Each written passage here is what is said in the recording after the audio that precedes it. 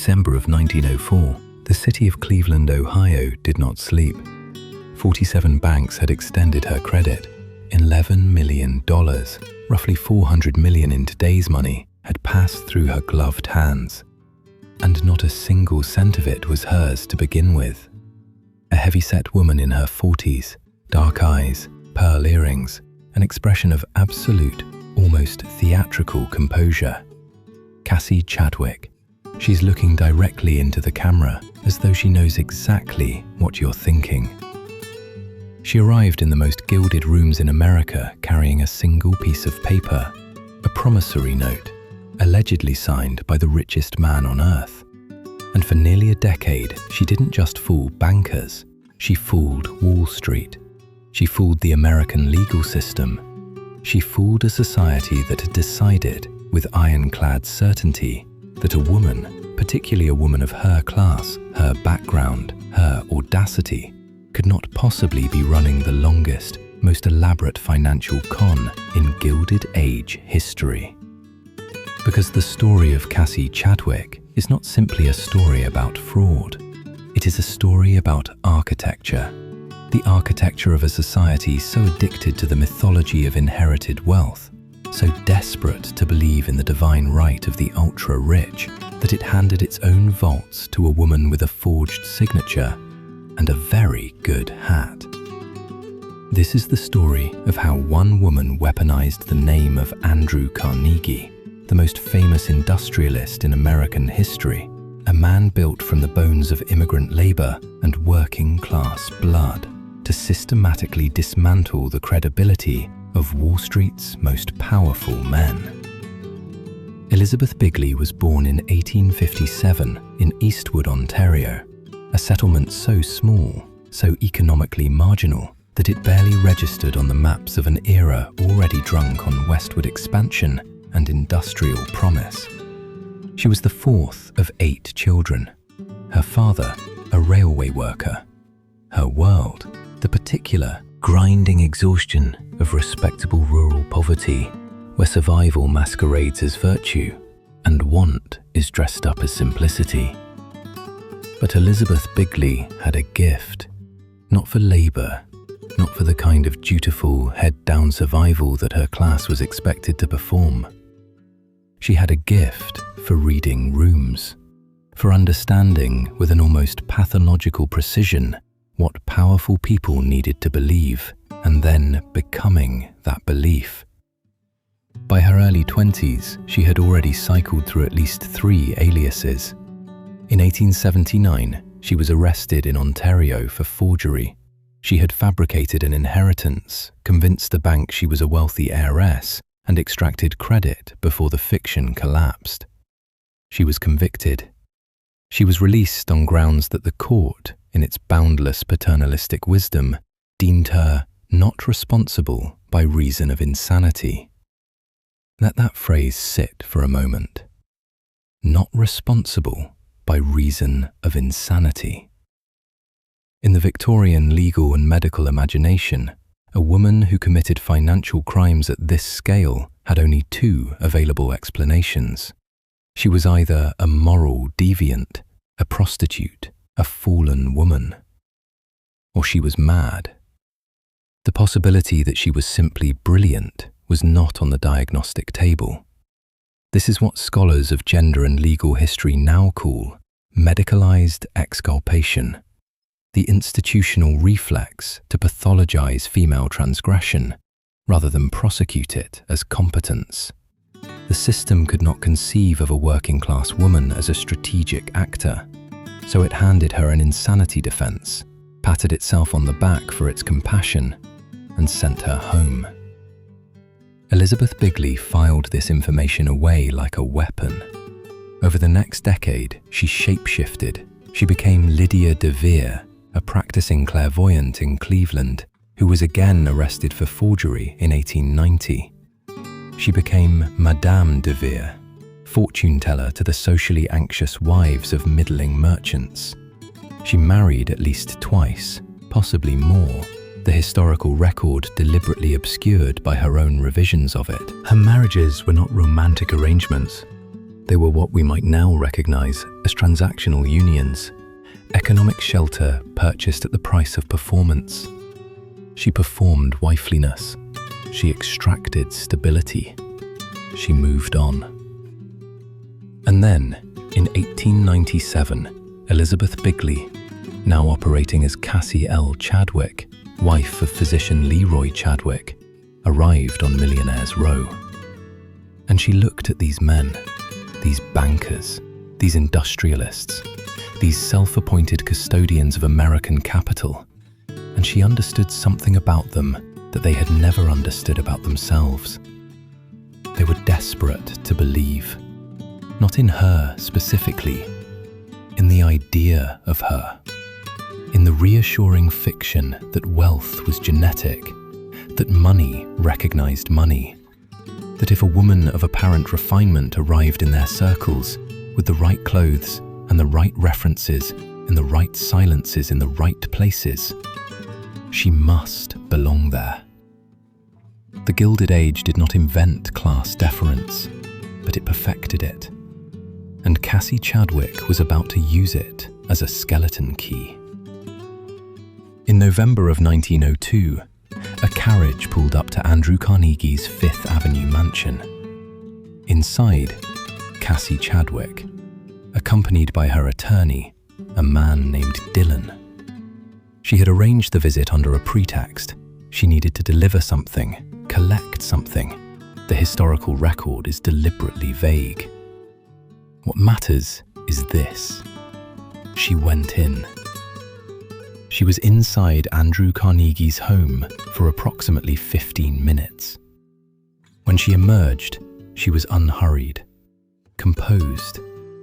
She settled into the carriage beside her attorney, and then, as if remembering something, she opened her handbag. And inside it was a document.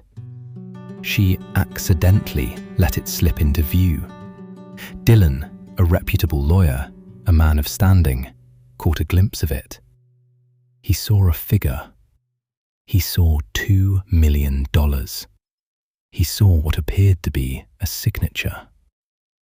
Cassie covered it quickly, embarrassed, apparently, flustered. She swore him to secrecy. Within weeks, the secret was everywhere. Because that is the cruelest genius of what Cassie Chadwick understood about powerful men.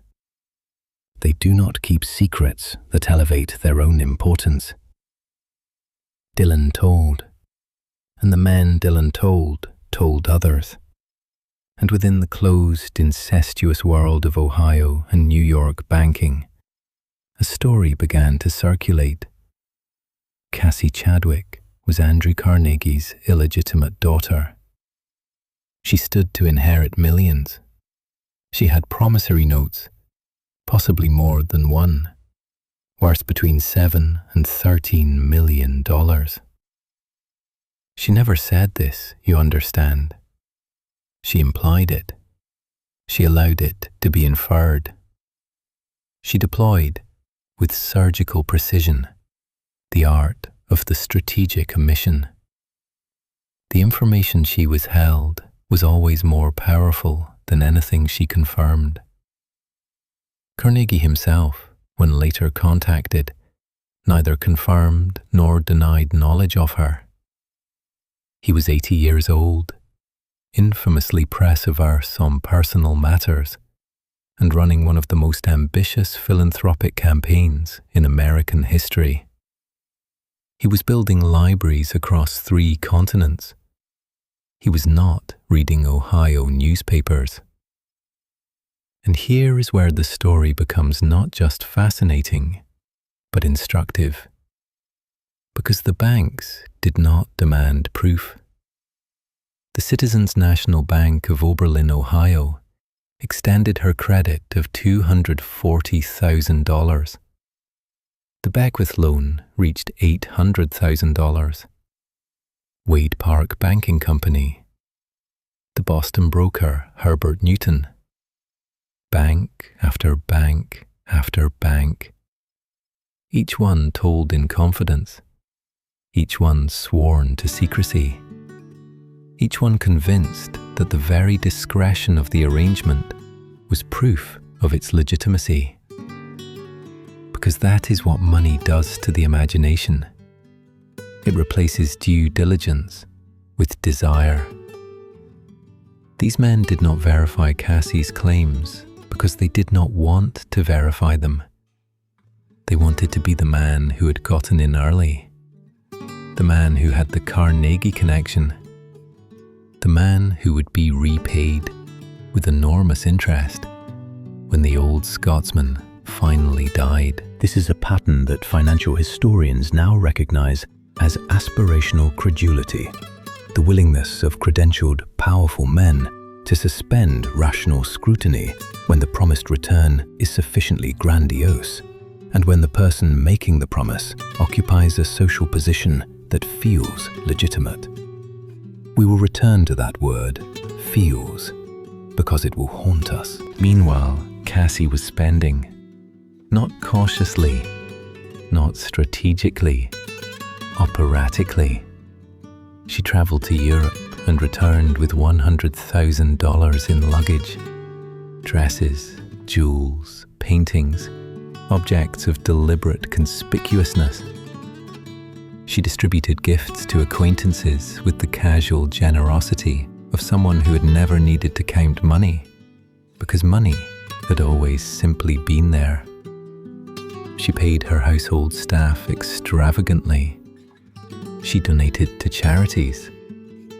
She appeared to all Cleveland society to be exactly what she presented herself as, a woman of inexhaustible, effortless wealth. And this is where we must resist the temptation, which every previous account of Cassie Chadwick succumbs to, of reading her spending as recklessness. It was not reckless. It was the performance. Every dollar she spent publicly was an investment in the credibility of the fiction. Because wealthy people spend conspicuously, irrationally, continuously. If she had been frugal, if she had been cautious, that would have raised suspicion. Thrift is for people who fear losing what they have.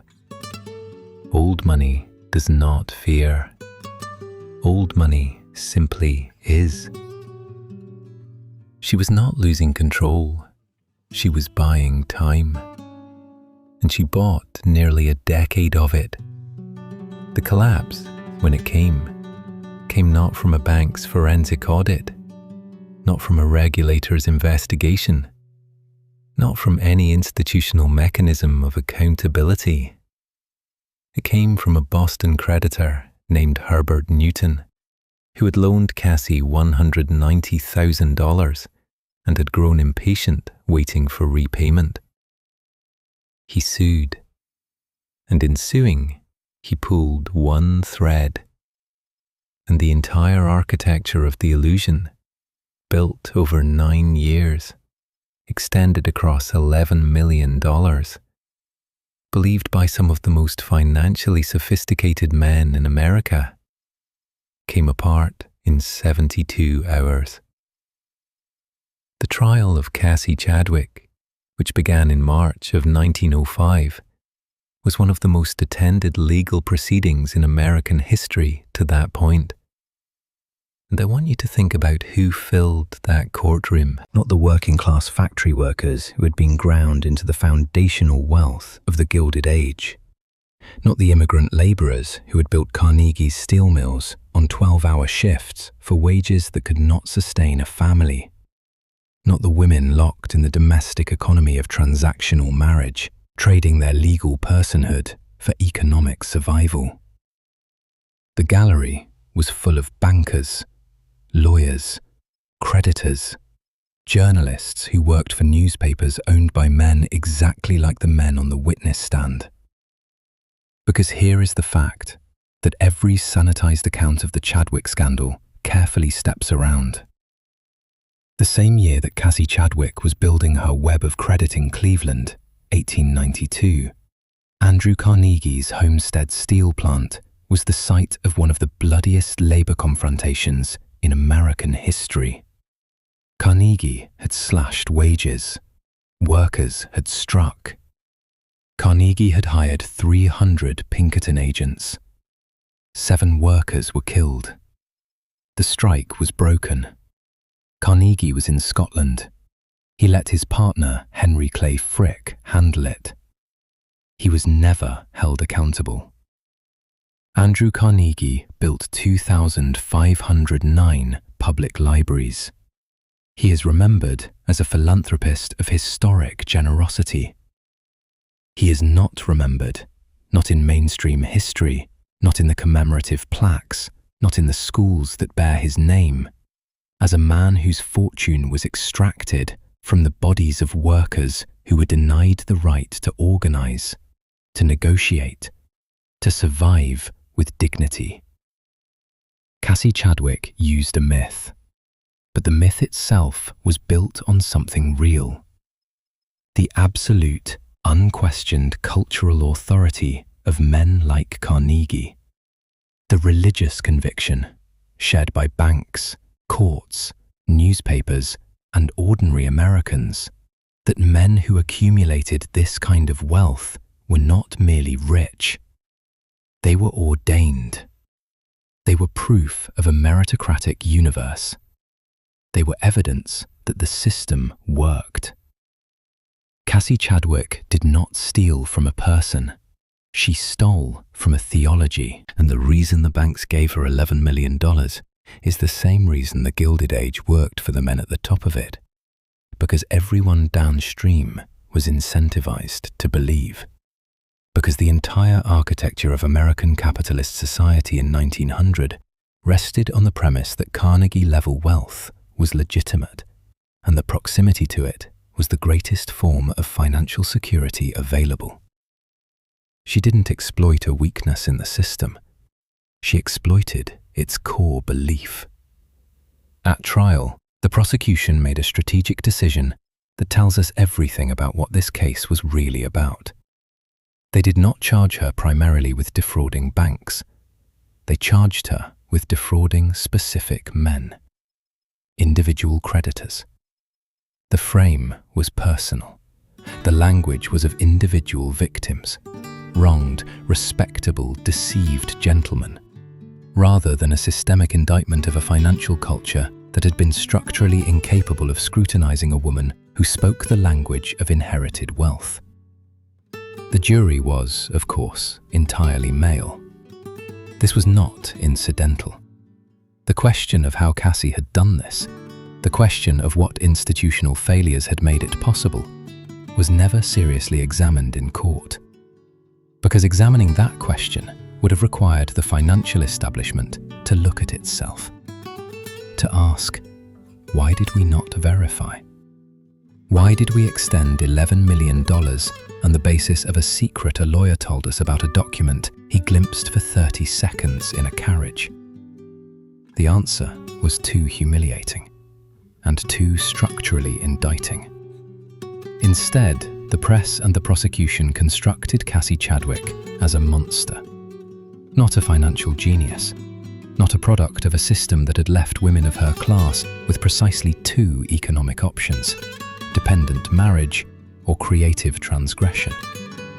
Not a woman who had looked at the rules of the Gilded Age and decided, with cold clarity, to play them at their own game. A spider, a vampire, a confidence woman. And note how that phrase, even now, carries a specifically gendered menace that confidence man simply does not. The psychiatric establishment hovered at the edges of her trial as it had hovered at the edges of her entire adult life. Multiple expert witnesses suggested that her behavior indicated a pathological condition. The insanity defense, the same one that had allowed her to walk free in 1880, was floated again. This is the institutional trap that legal historian Estelle Friedman and others have documented across the 19th century female criminal record. The law could not accommodate the idea of a strategically rational female fraudster. So it reached reflexively for madness. Madness that conveniently also served to contain her. Because if she was mad, her crimes were symptoms. Symptoms could be managed, medicalized, institutionalized. They didn't require the banking system to examine itself. They didn't require the Gilded Age to confront the fact that its most sacred myths, the self-made man, the deserving rich, the genetic legitimacy of inherited wealth, were available to anyone sufficiently skilled at performance. She was convicted on 5 counts of violating national banking laws. She was sentenced to 14 years in the Ohio State Penitentiary. She was 60 years old. She was seriously ill, kidney disease, the records indicate. She died in prison in October 1907, less than 3 years into her sentence. The banks, for the most part, were bailed out or compensated through the legal proceedings. The Citizens National Bank of Oberlin failed completely. Its president, Charles T. Beckwith, died of what contemporaries called a broken heart within months of the scandal's exposure, though the historical record suggests a rather more prosaic cardiac event. Carnegie, when finally contacted, stated simply that he had never heard of Cassie Chadwick, had never signed any document in her favor, and had no comment beyond that. He returned to his libraries. His legacy remained immaculate. Cassie Chadwick died in a sow. Here is what I want to leave you with.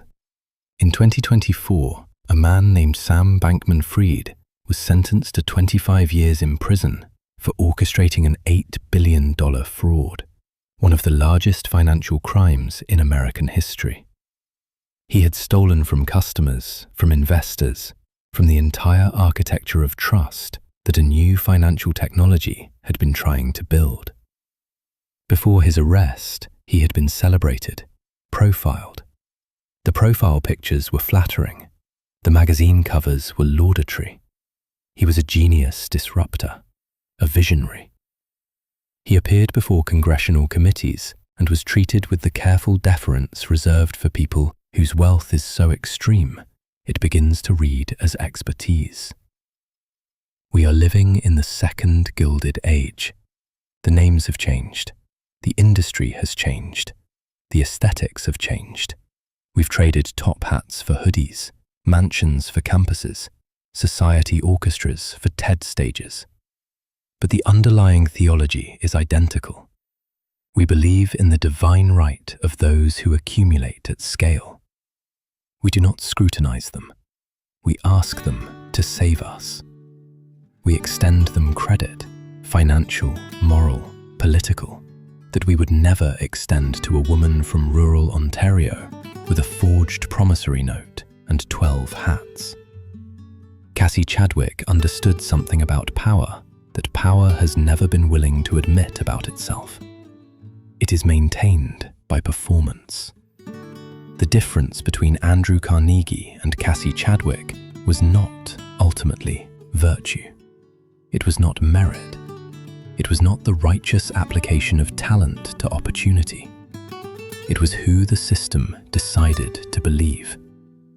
Carnegie started poor. He accumulated through a combination of genuine ability, ruthless exploitation of labor, strategic use of political connections, and the particular luck of being a man in a century that had decided men of his type deserved to win.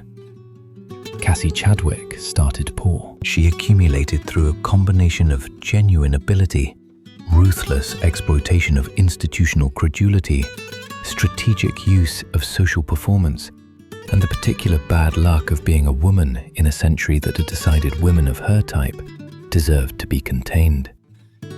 She is called a con artist in every account I have ever read, and she was. But I keep returning to this. The con only worked because the mark needed it to work.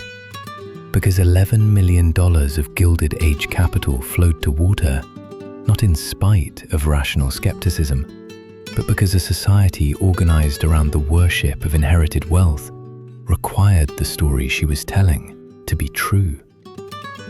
She held up a mirror, and what the mirror showed, a financial system built on myth, a legal system built on gender, a meritocracy built on the bones of everyone who wasn't invited to believe, was so unbearable that they put the mirror in prison and called it justice. Before you go, I want to ask you something, and I genuinely want you to think about it before you answer. Cassie Chadwick defrauded banks that were built on capital extracted from workers who had no legal recourse.